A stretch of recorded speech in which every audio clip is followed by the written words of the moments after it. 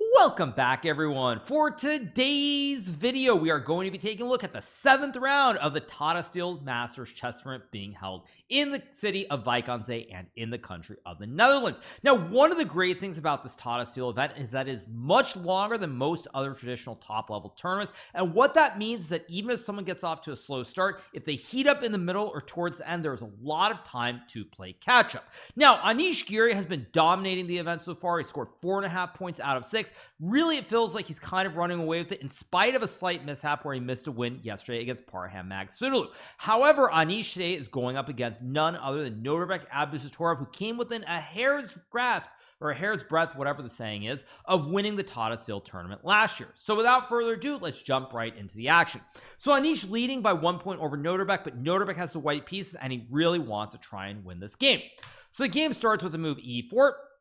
And now here we get the move e5 being played, knight f3, knight to f6, knight takes e5, and now Anish plays d6. Now in the challengers section, Erwin Lamy played this classic knight takes e4 variation, which was essayed by Hikaru Nakamura in the Champions Chess Tour, but Anish stays true with this move d6 instead. After knight to f3, knight takes e4, we get this move c4 from Nodirbek. Now, there are many moves you can play. You can go c4, you can go knight c3, you can go d4, d3, bishop d3. I think even g3 might be playable here. So there are a lot of options. Nodirbek decides to play c4, and now Anish plays bishop e7. We get this move knight c3 played, knight takes, and now Nodirbek captures with the d pawn. It's worth pointing out that in a lot of Spanish systems, as well as this Petrov, normally when white puts a knight on c3 and black takes, white always wants to take away from the center to open up the diagonal for the dark square bishop. But there are cases, actually I'd say most situations, where normally you want to capture towards the center of the board, of course being the D and the E files here, where you want to capture towards it with where you have the double pawns and you try to gain spatial control. But in the Petrov, when this occurs, you actually take away from the center so that you can open up the scope for the dark square bishop. Anish decides to castle. We get the move bishop d3, knight to d7, bishop e3 played here, knight to f6, and now Nodirbek plays h3. Now the point behind h3 is that he wants to stop black from playing knight g4 to harass the bishop on e3, or potentially even playing a move like bishop g4, pinning the knight on f3. So we get h3, dual function move to stop the knight or the bishop going to the square. We have b6 being played by Anish, trying to activate the bishop via a different diagonal, because here he doesn't have access to either the f5 or the g4 squares, as the bishop will be captured. So we get b6, intending to fianchetto the bishop to this long diagonal. Nodirbek plays queen c2, bishop b7, and now we get castles.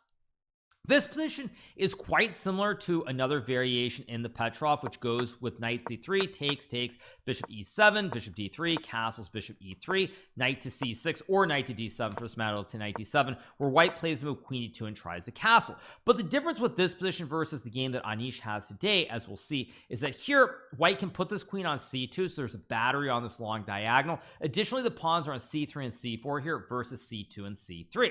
So we have bishop b7, castles is played, and now Anish plays the move h6. Now, Anish could have traded on f3 here, but after pawn takes, white has a big advantage here despite the two sets of double pawns here, because white controls the open g file. You have the great bishops with a lot of scope here. Also, these bishops cannot be removed here. This pawn on c4 stops knight d5. There are no squares for the knight to jump to, and even if you could get bishop g5, for example, white could always play f4. So for that reason, with the two bishops here in the center of the board, white would have a big advantage, and when you combine it with the g file as well, it's just very hard to play.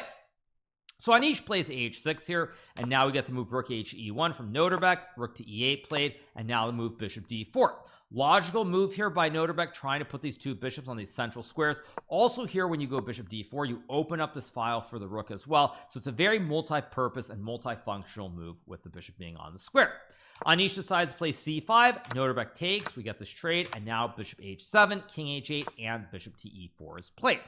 The reason for this is that what Nodirbek has realized is that when Anish played the move c5, he's creating what we call a backwards pawn here on d6. Now, when the pawn is on c7 here, these pawns are pretty normal and stable, but after c5 is played here, when you get this structure with a pawn behind the pawn that's been advanced, this is what we call a backwards pawn, and more importantly, if you can't push the pawn forward immediately, this becomes a serious weakness in the long term.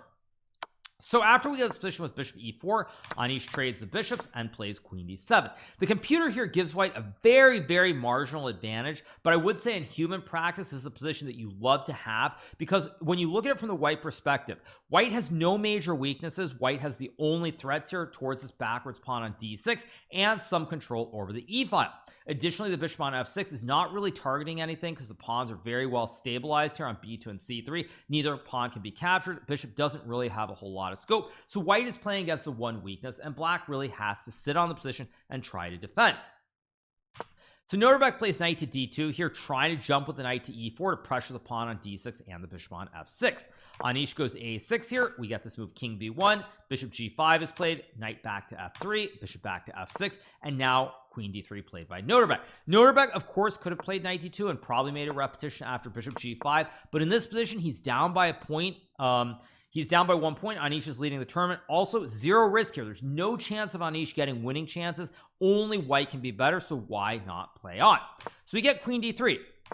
Anish plays the move b5 here, and this is a fairly serious inaccuracy. Now, one of the very difficult things between computer chess and human chess is when you look at computer evaluations, the way computers approach the game of chess, in many cases, computers will say a position is very equal. You can sort of just move pieces all over, shuffle them all over the board, and draw the game. But for us humans, it's very difficult to do that, because the way that we're programmed from our years and years of studying the game from a human approach is that we're used to having a plan. There has to be a reason. There has to be a concept. There must be logic behind every move or idea that we play, whereas a computer here would simply trade the rooks, play rook to d8 here, and after white plays like queen d3, it can just play king g8, king h8, just chill and say, what's the big deal? I haven't done anything wrong. But for us as humans, we really always need to have some plan. There has to be some idea, some reason behind a move, unless you literally can't play any other move. So Anish here decides to do what any normal human would do, which is he plays b5, trying to create activity, trying to open up the b file or the a file potentially, and go for counterplay. But after rook takes rook, queen takes, knight to d2 being played, now black has a serious problem with this weak pawn on d6. White can reroute the knight to c4 or e4 here, and black's bishop is still very badly placed on f6. So Anish plays queen e6, and now we get this move knight to e4, bishop to e7 is played here. If you were to play pawn takes pawn, it looks like it's a free pawn, but after queen to d5 here, white intends to trade off the queens in the center of the board. If you play a move like rook e8, for example, after knight takes d6, takes, rook e1, king c2, rook e2, rook d2, white is simply winning here because the rook guards the pawns on the second ring, and white will capture either the pawn on c4 or the pawn on f7 on the next turn or two. So Anish goes bishop e7. Now we get queen d5 from Noterbeck. Rook d8 is played, and now we get c takes b5, a takes b5, and this move f4. Noterbeck here understanding what he needs to do in this position. The big issue for white is white has what we would call a temporary outpost on e4. It's not a secure outpost because black can maybe go f5. The queen is also pressuring the knight here. But what he realizes about this position is that once he plays this f4 move here, he wants to go f5. And if you get this pawn to f5, black either has to trade the queens or move away. Now, if black retreats with the queen, now this knight on e4 is perfectly placed. You cannot push the pawn to remove the knight. The queen guards this pawn, and white has a massive advantage. So we do get king g8 in the game. f5 is played, and Anish decides to trade the queens, and he plays the move king f8. Now, you're probably thinking, well, what's the big deal? Even material is an endgame. Black should be okay. But the problem here is that white has the rook and the knight targeting these pawns. Bishop very passive as well, and white can try to start pushing pawns on the king side and the queen side as well. So Noterbeck plays b4 here, an excellent move. We get king to e8, and now we have this move king b2 being played, and Anish decides to play this move rook d7. Now, it's very hard to really come up with a plan for black here. If you trade the pawns on b4, both these pawns are very weak. You move the rook, spaghetti-o, you lose the pawn on d6 and probably the game. And if you don't play rook b8, say you go king d7, I can simply take, and after king c6, rook a5 with the idea of rook a7, white should be close to winning as well. So Anish plays rook to d7, and now we get this move g4 here, a nice move, taking more space on the king side, creating the chain of 3, and black is in a lot of trouble. Anish goes king d8, and now Noterbeck finds the winning move here, which is c4. Now this move looks like it just sacrificed the pawn, but what Noterbeck understands here is that the pawn structure is really critical. Now what I mean by that is the king side is very stable. Both sides have 3 pawns here, but white has this potential, if he can, to try and create a pass pawn on the queen side. So when we get this move c4 being played, Anish has to capture. If he moves the rook to b7 to guard, there's knight takes d6, which wins the pawn and probably the game. If you play c takes b4, b4. Now I can play rook takes pawn. Pawn on b4 is very weak. Even c takes b5 with king b3, also very good, by the way. Either way, it's a problem to deal with. So Anish takes on c4. Now we get pawn takes pawn on c5, pawn takes pawn, rook takes rook, king takes rook, and king c3, king c6, and king takes c4. While material here remains equal, this position is completely lost for black for two basic reasons.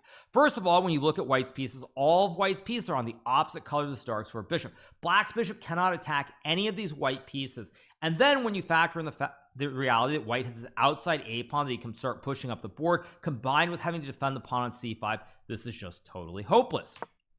So Anish goes king b6, we get a4, king c6, knight f2 played, bishop to d8, and now we have knight e4 back. While knight d3 here would be winning as well, it's very understandable why Noterbeck did not play this move, because it looks like you're winning this pawn on c5 here, but after bishop b6, if you go like knight b3 for example, black can try to start running the king towards this king side, h5 and g6 ideas, and at some point black can maybe even sack the bishop for the pawn and potentially draw the game. Now the computer says this is actually winning because you have some f6 trick, which is very good, but from a human perspective you don't really want to allow the counterplay, which is why when we look at this position after knight e4 back, what Noterbeck realizes is he can stop his king from ever coming to the king side and find a way to push the pawn, and if you do that, black will have zero chances and this should be a technical win. So Anish plays bishop e7 back. Now we get a5, bishop to d8, we get this move a6, and Anish plays bishop e7. If Anish were to play king to b6 here, for example, white is simply winning after knight to d6, attacking the pawn. If you were to move the bishop, I have knight c8, forking the king and the bishop, and if you go f6 here, now I can go a7, takes, and his plan is very simple. I just want to go king d5, king e6, and king f7. There's also an idea with knight e8 to win the pawn on g7 as well. Either way, multiple plans to win the game. So Anish goes bishop e7. Now we get to move knight c3, intending to go to either a4, d5, or b5 at the same time. Anish plays bishop g5. We get this move knight to b5 here, supporting the pawn push, where the knight will also guard the pawn when the king goes back to capture it.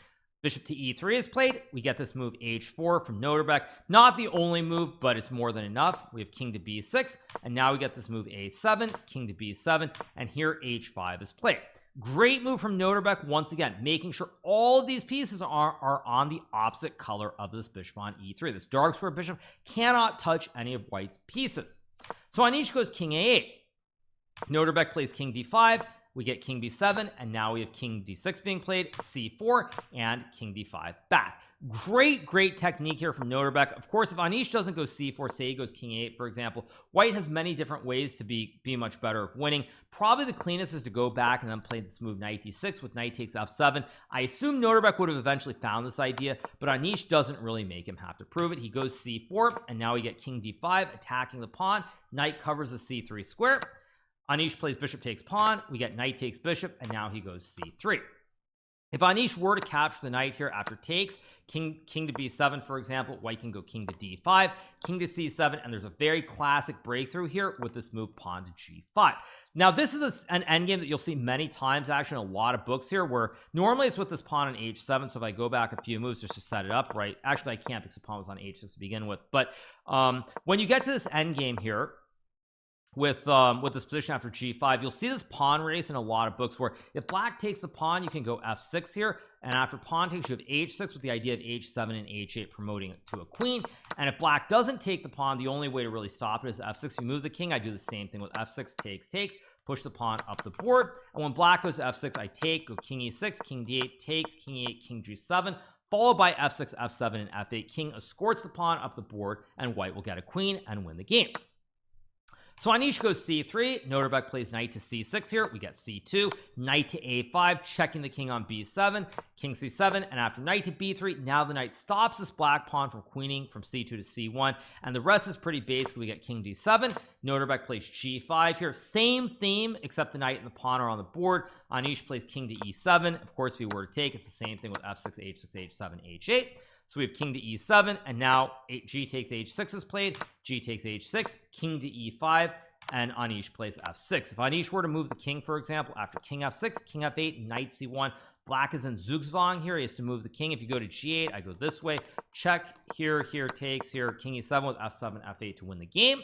And if you go the other way, which is you go to e8, I go king g7, king e7, f6, king e6. I can simply take, play knight c1 again with Zugzwang. You have to move the king, and after king g7, f5, h6, f4, h7, f3, h8, queen, f2, queen, f8, check, winning the pawn. White will win the game as well.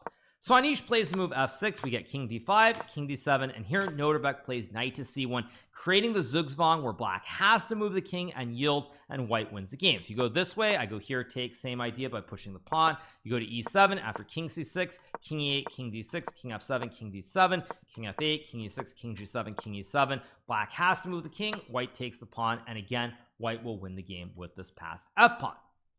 So a masterful performance from Noterbeck in this game. Really good positional understanding in the late middle game, understanding that the knight was better than the bishop when Anish played that c5 move early, created that weakness on d6. That one weakness was all it took for Noterbeck to win this game. So a phenomenal game from Noterbeck. I'm really excited to see what the rest of the tournament holds for him. He is now tied for the lead with this win. He's on 4.5 points because he does defeat the current leader Anish Giri. He's also tied alongside D. Gukesh from India. Now, the second game we're going to be taking a look at is a game played between Vidit Santosh Gujarati from India and Ali Reza Firouzja from France. Now, both of these players have had interesting turns. Vidit's been pretty slow with a lot of draws. Ali Reza got off to a very fast start with some wins. He lost a very tough game the other day to Zhu Wenjun. But most importantly, this is a battle between two of the players who will be competing in the upcoming Candidates Tournament being held in Toronto, Canada. So Vidit opens with e4, Ali Reza plays c5, knight f3, d6. We get the classic Najdorf system here with the d6 and a6 pawn pushes. Now we have h3 from Vidit, Ali Reza plays knight c6, and we get bishop e3. So what we've done is this is transposed from an original Najdorf into something that more resembles a classical Sicilian, with black having the knights on c6 and f6. Normally, if you want to play the classical, it goes with knight c6 right away, and you play e6 or e5, but Ali Reza plays a6 instead, and then knight c6. So here after bishop e3, we get e5, knight to b3 played here. Very important now that h3 stops knight to g4 because this bishop has great scope from the e3 square. Ali Reza goes bishop e6, and now Vidit plays queen f3. Now this is a pretty new-ish idea. I would say it's been popularized in the last couple of ideas in various systems featuring the h3 pawn push. It's something that when Garry Kasparov, the former world chess champion, was playing the Najdorf every game, it was not very well known. But with modern day computers and sort of the advent of a lot of theory, this makes a lot of sense because white wants to castle the king to the queen side. The queen on f3 is also very well placed because it potentially stops a d5 pawn push. Pawn on h3 stops bishop g4 and knight g4 as well. So white has a lot of ideas. So Ali Reza plays knight b4. Vidit castles, of course, to guard this pawn on c2. Pawn on a2 guarded by the knight on c3. Ali Reza plays rook c8, and now we get the move king b1 from Vidit, trying to slide the king off this half-open c-file. Ali Reza plays queen c7, and now we got this very provocative move a3 from Vidit. Now a3 is really provocative because what he's doing is he's asking Ali Reza, do you want to just retreat with your knight, or do you really feel the need to justify this move by sacking the horse? Now Ali Reza is not one to shy away from tactical complications, so he decides to go all in here with knight takes pawn on c2. Now this also comes back to something I said from the previous game between Giri and Noterbeck. A lot of times we as humans, we have to have some idea in mind. So what I mean by that is that if you were not a human, you could probably play knight c6 here, and while white is better, the show goes on. But if you're a human, you're like, wait a second, I played knight to b4 to pressure the pawn on c2. What am I going to do? Am I really just going to go backwards with the knight here? I have to justify this move. So Ali Reza does take on c2, sacking the knight. We get king takes knight, and now he plays this move queen c6. Vidit plays knight d2 here. Important move because black is threatening to capture this pawn on e4 due to the pin. Also, if you play a quiet move like bishop to d3, for example, to guard the pawn on e4, now there's queen to a4, and black is actually going to win this knight on b3 due to the multiple pins that exist in the position. So we have knight d2 from Vidit, retreating the knight, guarding the pawn, also stopping this idea of winning the knight on b3. Here, Ali Reza plays queen a4, and this is the start of going in the wrong direction. What Ali Reza needed to play here was this move d5, because after pawn takes, knight takes, and knight b1, computer says that after f5, this position is very sharp here. Black can play e4 or f4 here. King on c2 is a little bit weak with this with the pressure from the rook and the queen, and it's actually very hard to play. Now, I would have been really interested to see what would have happened in this game if Ali Reza had played d5. I do think there's actually a very good chance he would have won if he had played this order. Instead, Ali Reza plays queen a4 check. Vidit plays king to d3. He has to go this way, by the way, because if you go to b1, black can sack the rook, and after takes and d5, there are all these open diagonals. The white king on b1 is way off size here. You've got no protection. All these pieces are are miles away from the king on b1, and black probably would win this game in human practice. So Vita goes king to d3, and his idea is he wants to run the king back to e2 and e1 in safety. And also black still has not developed this bishop, this rook, or the king. All three of these pieces are on their original squares.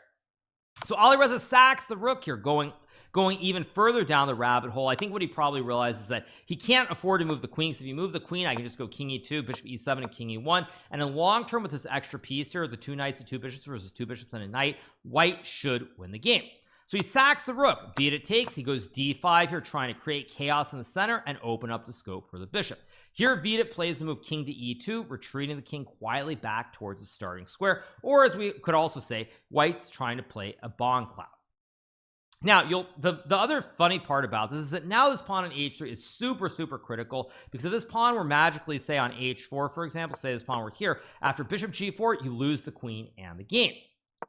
So Alireza takes his pawn. We get queen to g3. Now he goes knight to d7, guarding the pawn on e5 and preparing to push these pawns on the e and the f files. Vita plays king to e1. We get f5, and now Vita goes bishop to e2, developing the light square bishop. Now keep in mind, white cannot castle the king out of the center of the board here, but black also has some issues here because he can't finish his development easily, because if he moves the bishop, you lose the pawn on g7. So here Alireza plays g6, and before we go too much deeper into the weeds, it's important to point out here that white has an extra rook on the board. And one thing that I always tell people who are newer to the game of chess is that you need to be aware of the material imbalances. If you're ahead by a lot of material, in many cases you can give up a piece, which is why if black were to play f4, you can simply sack the bishop to get rid of this pawn mass in the center, and white is much better. So we have g6 from Alireza. Vita goes h4 here, trying to activate this rook. Now if white could go h5, for example, and then trade the pawns, suddenly you can activate this rook on the h file, and the rook gets into the game instead of having to castle the king and bring it to the center of the board. So after h4, Alireza goes bishop e7. Vita plays bishop to g5 here, a nice move trying to trade off a set of the bishops. Alireza goes f4 here, and now Vita decides to sack the bishop for the 2 pawns and play this position. Here Alireza plays rook to f8, and this is not a good move, but it's understandable here that Alireza thought his position was probably close to loss. He cannot castle the king due to the queen being on the file. There are threats like queen b8, queen e4, etc., and it's just very hard to play. So Alireza goes rook f8 here, hoping that in this endgame here, after bishop takes a3 with the 2 bishops, maybe there's a way to try and save it. But Vita gives him no chances. Vita plays h5 here, opening up the h file for this rook. You can't go g5 because then you would lose the pawn due to the knight capturing it. So Alireza goes bishop f5. We get rook to d4 here, protecting the knight on e4. Now knight to e5 is played. H takes g6. Bishop takes g6 is played. You could take with the pawn, but after rook h7 again, white is simply much better. So we get bishop takes here, trying to keep this h file closed and guard the pawn, keep an eye on the knight as well. Vita plays bishop to h5 here, a great move, forcing off one of the bishops here. And once these bishops come off, if black cannot keep the 2 bishops here, black is just going to lose the game. So Alireza plays knight c6. We get rook to d5 here. Black cannot capture the knight due to the pin. Now king e7 is played, takes is played. Vita plays rook to h7 here, bringing the rook into the game at long last. King to e6, and now we get rook d to d7. White creates a double stack on the 7th rank. Alireza plays b5 as he does not want to lose the pawn, and now Vita goes f3. Now f3 might not be the absolute best move, but it's a very logical move because you create the connect 3, you also guard the knight on e4. Everything is very stable here, and now you'll be able to mop up stuff with these 2 rooks. So after f3, Alireza goes rook c8. We get rook to b7 played with the idea of rook to b6, creating the classic kebab on the 6th rank and winning all the material. We have b4 being played by Alireza. Vita goes pawn takes pawn, bishop takes, and now he goes king back to e2. Here Alireza plays a5. Vita goes rook h g7, trying to win this pawn on g6. Alireza plays knight to e5 here, and now Vita goes king e3. Now f4 here would have won on the spot, but there's no need to hurry here because the knight on e4 really stops all the play. There's no check on c3. If you check on c5, I take. You can always go rook b6. You can also go f4, so there is no need to be hasty. So here Alireza plays rook c6. Vita now goes f4, attacking the knight and trying to win the pawn on g6. Game concludes after knight g4 and king to d4 here because black cannot guard this pawn easily on g6. If you move the king here, which is the only real way to guard it, there's rook b to f7 checking the king. If you go back, there's checkmate with this and this. Rooks guard each other. Knight and king cover the critical squares. If black plays knight f6, many ways for white to win, but probably simplest is to go g4, checking the king. Can't capture the knight due to the pin, and after king takes, you now go knight takes, knight check. King can go to f3, and after knight d5, white simply has one extra rook here, and with such limited material on the board, black has no chances. And so for that reason, there's really no point to play any further. So after Alireza loses this game, he now slips quite a bit in the standings after getting off to a really hot start. I think he had 2.5 out of 3, if I'm not mistaken, 2 wins and 1 draw. He lost to Zhu Wenjun. He's now lost to Vida, and he's very much in the middle of the pack in the Tata Steel tournament. On the other hand, for Vidit Santosh Gujarati, it's very, very big win for him. He's been very slow in this event, a lot of draws. Doesn't seem like he's had many exciting games, but he gets on the scoreboard with a win, and that should do wonders for his confidence going forward in this tournament, but also as he heads into the Candidates, and maybe even when he plays Alireza in the Candidates tournament itself. So on that note, I hope you guys enjoyed this recap from round number 7 of the Tata Steel Masters Chess Tournament being held in the great country of the Netherlands. If you have not subscribed to my channel yet, make sure that you smash that subscribe button below, and we will be back soon with some more great recaps from Tata and other prominent chess tournaments around the world. See you guys. Have a good one. Bye.